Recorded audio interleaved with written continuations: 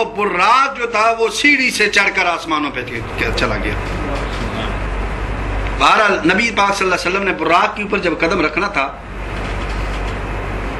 پتھر تھا، پتھر، اس کے اوپر قدم رکھا. پتھر کے اوپر قدم رکھ کے اللہ کے محبوب صلی اللہ علیہ وسلم براق کے اوپر سوار ہو. جیسے ایک عام عادت ہے، سواری کے اوپر سوار ہونے کا ایک طریقہ ہے.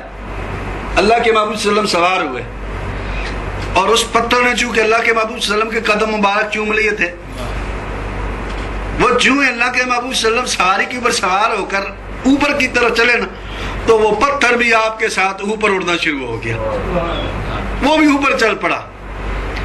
اب جو اللہ کے محبوب صلی اللہ علیہ وسلم نے دیکھا نا یہ بھی اوپر آ رہا ہے، فرمایا کیف ایھا الحجر، فرمایا پتھر رک جا.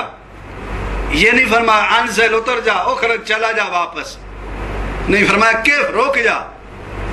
وہ پتھر اس نے اللہ کے محبوب صلی اللہ علیہ وسلم کے حکم کی اتنی اتباع کی کہ جتنا ہوا کے اندر گیا تھا، زمین سے تو اٹھ چکا تھا، ہوا میں آ گیا تھا، جہاں اللہ کے محبوب نے حکم دیا وہیں ہوا کے اندر رک گیا. اور آج 1400 سال سے زائد وقت گزر چکا ہے، اب بھی وہ پتھر اسی طرح ہوا کے اندر موجود ہے. اب تک وہ اسی حال میں کھڑا ہوا ہے، نہ زمین پہ ہے اور نہ آسمان پہ ہے.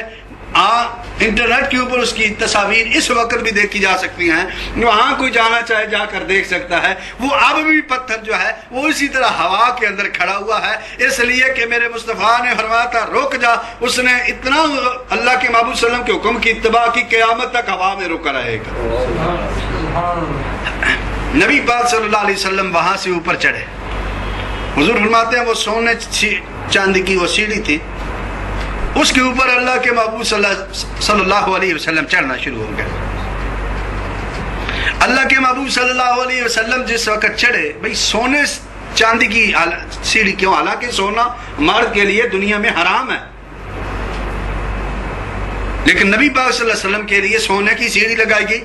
تشت رکھا دل کے لیے تو سونے کا، سیڑھی لگائی تو سونے کی. یہ کیوں لگائی؟ کہا اللہ محبوب آج تو اس کے اوپر قدم رکھ کے اوپر چڑھے گا نا، لوگ کہا کرتے ہیں کہ یہ محمد صلی اللہ علیہ وسلم مال و دولت کے لالچ میں یہ نبوت کا اعلان کیے ہوئے ہے. نعوذ باللہ، حقیقی طور پر تو یہ نبی نہیں ہے، اسے کوئی دولت کا اکٹھا کرنے کا شوق ہے. محبوب دولت میں سب سے اہم چیز ہے سونا، ہم سونے کی سیڑھی بنا کر اس لیے رکھ رہے ہیں. اے محبوب آج اس رات میں تو سونے کو اپنے قدموں سے روند کر دنیا کو بتا دے.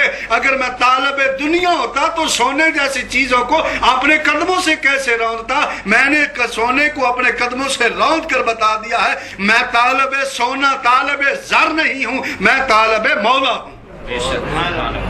میں اپنے اللہ کا طالب ہوں، کسی اور چیز کا طالب نہیں. نبی رحمت صلی اللہ علیہ وسلم فرماتے ہیں جس وقت ہم پہلے آسمان پہ پہنچے تو جبریل امین نے اسے دروازے کو دستک دے دی. دستک دی، آگے سے آواز آئی، قال من انت، کون ہے تو؟ قیلا انا جبریل، میں جبریل ہوں. قال ومن معک، تیرے ساتھ کون ہے؟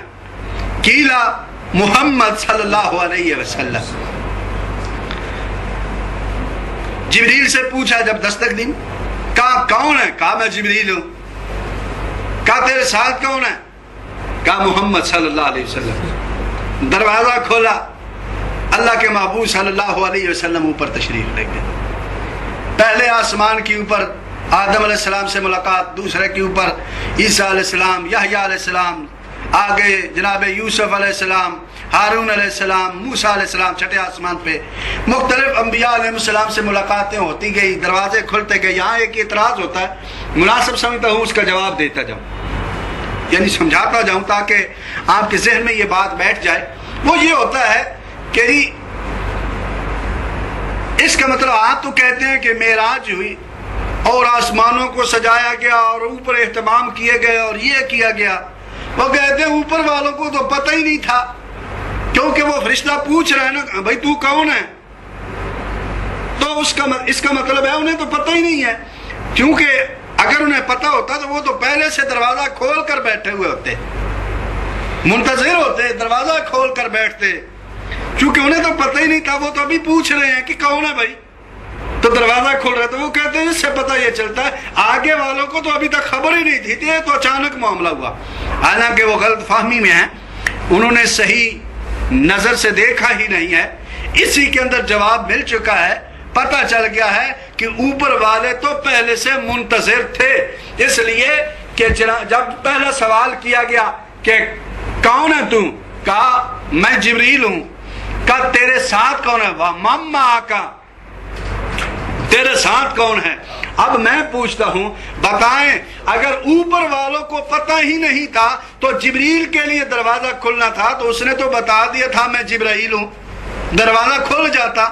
پھر کیوں نہ دروازہ کھلا؟ جب اس نے کہہ دیا میں جبریل ہوں تو دروازہ تو کھل جانا چاہیے تھا، دروازہ نہیں کھلا۔ لیکن جب کہا وَمَمَّا آقا، تیرے ساتھ کون ہے، تو کہا محمد صلی اللہ علیہ وسلم، تو انہوں نے دروازہ کھول دیا۔ اس سے پتہ چلا کہ انہوں نے بتایا کہ جبرائیل تیرے آنے جانے کا جو عمومی دروازہ ہے وہ اور ہے، یہ ایک خاص دروازہ ہے جو شروع سے ہی اللہ نے اپنے محبوب کی معراج کے لیے بنایا تھا۔ اس دروازے سے سوائے مصطفیٰ صلی اللہ علیہ وسلم سے کوئی اوپر جا ہی نہیں سکتا تھا، جبریل تو بھی نہیں جا سکتا تھا۔ اس لیے جب کہا کہ میرے ساتھ محمد ہے، وہ تو منتظر تھے کہ محمد مصطفیٰ نے اسی دروازے سے جانا ہے۔ جب میرے آقا کا نام سنتے کہ دروازہ کھول دیا گیا۔ میرے آقا علیہ السلام کا اس میں گرامی سنا، دروازہ کھول دیا گیا، اور یہ پتہ چلا کہ میرے آقا علیہ السلام کی یہ شان ہے، سارے دروازے کھلتے ہیں تو نام محمد سے کھلتے ہیں۔ نام بولے نام محمد صلی اللہ علیہ وسلم سے کھلتے ہیں۔ بھائی دیکھیں، توبہ کا دروازہ کھلتا ہے، توبہ قبول ہوتی ہے تو میرے آقا علیہ السلام کے دروازے پہ ہوتی ہے۔ رب کریم فرما رہے ہیں وَلَوْ أَنَّهُمْ ظَلَمُوا أَنفُسَهُمْ جَاءُوكَ فَاسْتَغْفَرُوا اللَّهَ وَاسْتَغْفَرَ لَهُمُ الرَّسُولُ لَوَجَدُوا اللَّهَ تَوَّابًا رَحِيمًا، کہ اگر توبہ قبول کروانی ہے تو دروازہ مصطفیٰ پہ آؤ۔ معلوم ہوا کہ دروازہ کھلتا، توبہ کا دروازہ کھلا تو میرے مصطفیٰ صلی اللہ علیہ وسلم کے نام کے ساتھ کھلا ہے۔ شفاعت کا دروازہ کھلے گا تو میرے مصطفیٰ صلی اللہ علیہ وسلم کے نام کے ساتھ کھلے گا۔ ارے قبر میں اگر اجالا ہوگا، روشنی ہوگی تو میرے آقا علیہ السلام کے نام کے ساتھ ہوگی۔ اگر جنت کا دروازہ کھولے گا تو میرے آقا کے نام کے ساتھ کھولے گا۔ میرے آقا کا نام نہیں ہوگا تو وہاں جنت کا دروازہ بھی نہیں کھلے گا۔ یہ تو آسمان کا دروازہ ہے۔ معلوم ہوا جو دروازہ کھلتا ہے وہ میرے نبی کے نام کے صدقے کھلتا ہے۔ دروازوں کے دروازے، آسمانوں کے دروازے بھی کھلے ہیں تو جبریل کے نام سے نہیں کھلے، میرے مصطفیٰ کے نام پہ کھلے۔ نبی رحمت صلی اللہ علیہ وسلم چھٹے آسمان پہ جناب موسیٰ علیہ السلام سے ملاقات، وہ مشہور واقعہ جو صاحب روح البیان نے نقل کیا، رات کے خطبے میں میں نے سنایا، کیونکہ یہاں ذرا نئے ساتھی ہیں اس لیے پھر اسے دہرا رہا ہوں کہ صاحب روح البیان نے نقل کیا تفسیر روح البیان کے اندر، چھٹے آسمان پہ جس وقت موسیٰ علیہ السلام سے ملاقات ہوئی، موسیٰ علیہ السلام نے کہا پیارے محبوب علیہ السلام، آپ نے فرمایا ہے علماء امتی کا انبیاء بنی اسرائیل، میری امت کے علماء بنی اسرائیل کے انبیاء جیسے ہیں۔ اے اللہ کے محبوب صلی اللہ علیہ وسلم، اپنی امت کا کوئی عالم بلائیں، ذرا دیکھیں تو صحیح ان کا علم کتنا ہے۔ نبی رحمت صلی اللہ علیہ وسلم نے چھٹے آسمان پہ آواز دی، احضروا یا روح الغزالی، اے امام غزالی، اے غزالی کی روح حاضر ہو جا۔ یاد رہے امام غزالی کی پیدائش نبی پاک صلی اللہ علیہ وسلم کے تقریباً 400 سال بعد ہوئی ہے۔ 400 سال بعد پیدا ہونے والے کی روح کو اللہ کے محبوب صلی اللہ علیہ وسلم نے چھٹے آسمان پہ بلایا، فرمایا احضروا یا روح الغزالی، اے روح غزالی حاضر ہو جا۔ روح غزالی حاضر ہو گئی، سلام پیش کیا۔ موسیٰ علیہ السلام نے سوال کیا ما اسمک یا روح الغزالی، اے غزالی کی روح تیرا نام کیا ہے؟ کہا محمد بن محمد بن محمد، محمد بن محمد بن محمد۔ موسیٰ علیہ السلام فرماتے ہیں اے روح غزالی، میں نے صرف تیرا نام پوچھا ہے، یہ آگے کا شجرہ نسب تو نہیں پوچھا۔ کہ تیرا دادے کا باپ کا نام کیا، دادے کا نام، یہ تو نہیں پوچھا تھا، میں نے تو یہ پوچھا تھا تیرا نام کیا ہے، تو اتنا کہہ دیتی کہ میرا نام محمد ہے، یہ آگے کی تفصیل بتانے کی ضرورت نہیں تھی۔ روح غزالی اسی وقت بولی تو عرض کی اے پیارے کلیم، آپ سے بھی تو رب کریم نے یہی پوچھا تھا نا، ماں دل کبھی یمین کا یا موسیٰ، اے پیارے موسیٰ آپ کے ہاتھ دائیں ہاتھ میں کیا ہے؟ آپ نے جواب دیا تھا قال ہی عصاج اتوکا علیہا واحش بہا علی غنمی ولی فیہا معارب اخری۔ آپ نے کہا تھا کہ میرے ہاتھ میں عصا ہے جس سے میں بکریاں بھی چراتا ہوں، اور جس سے بکریاں بھی چراتا ہوں، جس سے میں اور بھی ٹیک بھی لگاتا ہوں، اور بھی اس سے بڑے بڑے کام لیتا ہوں۔ تو آپ بھی صرف اتنا ہی بتا دیتے نا کہ میرے ہاتھ میں عصا ہے، یہ آگے کی تفصیل آپ نے کیوں بتائی تھی؟ آپ کو بتانے کی کیا ضرورت تھی؟ موسیٰ علیہ السلام